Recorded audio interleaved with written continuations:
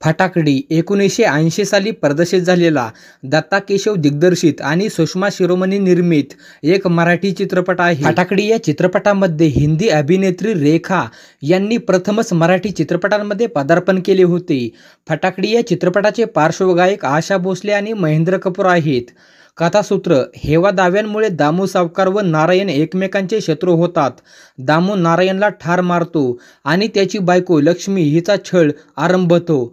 तिचा मुलगा शिरपा दामूच्या एका साक्षीदाराला ठार मारतो आणि फरारी होतो। लक्ष्मी तो आरोप आपल्यावर घेते आणि तुरुंगात जाते। शिरपा रानू नावाने दरोडेखोरांच्या टोळीत सामील होतो।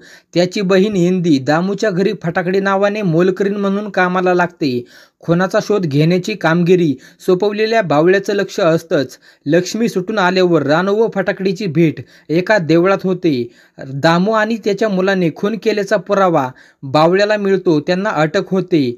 बावळ्या फटाकडी विवाहबद्ध होता। फटाकडी या चित्रपटाची निर्मिती संस्था शिरोमणी चित्र, निर्माता सुषमा शिरोमणी, दिग्दर्शक दत्ता केशव, कथा सुषमा शिरोमणी, पटकथा दत्ता केशव, संवाद दिनकर पाटील आणि दत्ता केशव, संगीत बाळ पळसुले, छायालेखन नरोत्तम पटणी आणि जनार्दन निवतकर, संकलन बाळ कोरडे, गीतलेखन जगदीश खेबुडकर, कला टी.के. देसाई, रंगभूषा रमेश सागर, केशभूषा पुष्का मायेकर, रब्बानी रेखा, भानू अथय्या, वेशभूषा रत्नकार चव्हाण, नृत्य दिग्दर्शक कमल आणि माधव किशन, स्थिर चित्रण स्टुडिओ रणदिवे, गीतमुद्रण बी.एन. शर्मा, ध्वनिमुद्रक एम.व्ही. देशपांडे।